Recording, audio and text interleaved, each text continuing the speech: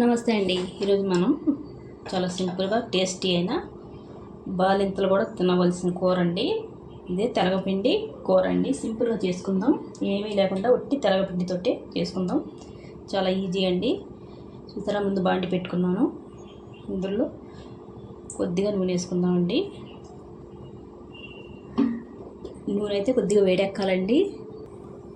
చూడండి, నూనె అయితే వేడెక్కింది. ఇప్పుడైతే తాలింపు వేసుకుందాం. ఆవాలండి ఒక చెంచా,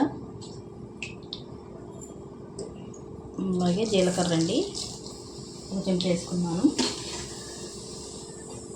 ఎండుమిరపకాయలండి ఒక 4 చిన్న ముక్కల కింద తుంచుకొని వేసుకున్నాను. అలాగే వెల్లుల్లిపాయలండి ఒక చిన్న పాయ అండి. వెల్లుల్లిపాయలు వేసుకుంటే బాగుంటుందండి. చెన్నైలో ఉండి వేసుకున్నా పర్లేదు. కొద్దిగా వేస్తే సరిపోతుందండి, మరీ ఎక్కువ కూడా అవసరం లేదు. కరివేపాకు అండి ఒక 4 గ్రాములు. చూడండి, పోపు వేగింది. ఇప్పుడైతే నేను 100 గ్రాములు చక్కెర తీసుకున్నానండి. అందులోకి ఉల్లిపాయలు 3 తీసుకున్నానండి. నేను ఎక్కువ వేసుకుంటున్నాను, మీకు కొంచెం తగ్గితేనే వేసుకోవచ్చు. ఉల్లిపాయలు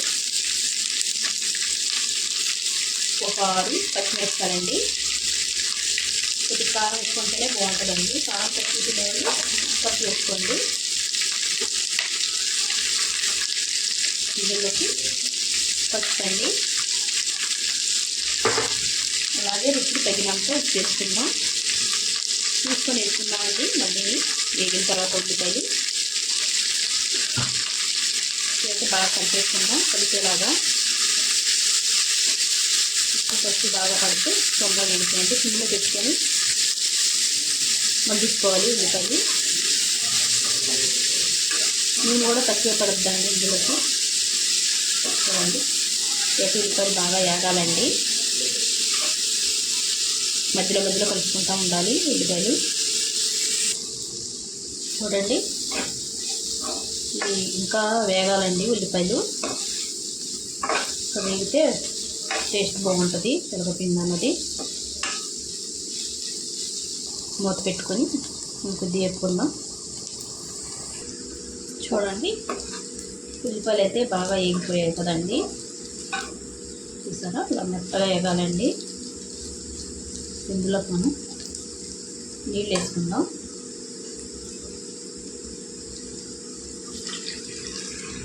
ఒక గ్లాసుకి గ్లాసున్నర లేకపోతే గ్లాసు 30 వేసుకోవాలండి నీళ్ళు. కరెక్ట్గా సరిపోద్ది. మనం ఉప్మాకి ఎలా వేసుకుంటాం అలాగే వేసుకోవాలి.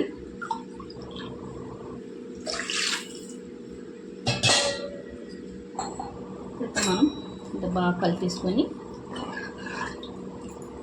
బాగా మరిగి ఎసరు రావాలండి. మూత పెట్టుకుందాం.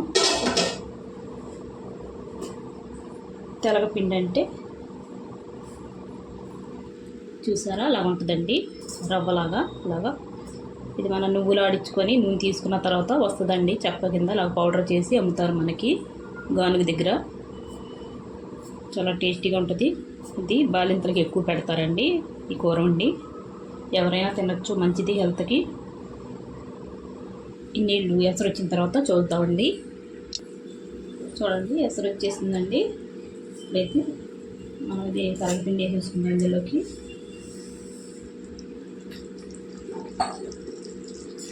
ఇదంతా బాగా కలిపేసుకొని సిమ్లో పెట్టుకొని వండుకోవాలండి.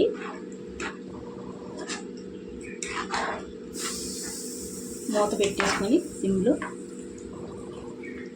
ఇలా బాగా ఉడికేలాగా మొత్తం నీళ్ళని ఇంకిపోయి నూనె బయటికి తేలే వరకు ఉంచుకోవాలండి. పెట్టుకుంటాం. ఇవి ఉడికిన తర్వాత చూద్దామండి. చూడండి, నీళ్ళని ఇంకిపోయాయి కదా. ఒకసారి ఇలా కలిపేసుకుందాం. మొత్తం అంతా కలిపేసుకొని కొద్దిగా ఉడకాలండి, సరిపోద్ది. ఒకసారి కలిపేసుకొని మూత పెట్టుకుంటే మొత్తం ఉన్న నీళ్ళన్నీ ఇంకిపోతాయి.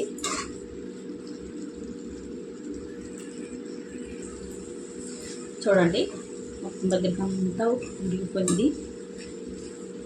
చూసారా ఎంత బాగా ఉడికిందో. చాలా టేస్టీగా ఉంటుందండి ఇది. ఇది గోదావరి స్టైల్ అండి. గోదావరిలో ఎక్కువ తింటారు, గోదావరి జిల్లాలో తెలగపిండి అన్నది. ఇంతేనండి, చాలా సింపుల్గా చాలా టేస్టీ అయిన తెలగపిండి కూర అండి. ఒకసారి మీరు ట్రై చేయండి. వీడియో నచ్చితే లైక్, షేర్, సబ్స్క్రైబ్ చేసుకోండి.